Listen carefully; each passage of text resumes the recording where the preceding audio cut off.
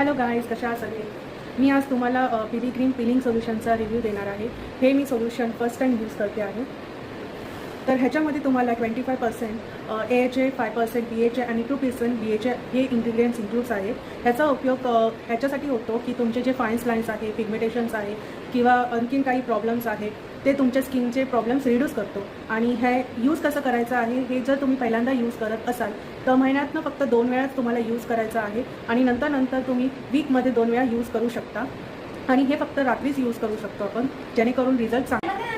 त्याची कन्सिस्टन्सी बघा ही अशी येते, थोडी जेल फॉर्ममध्ये आहे. So let's try.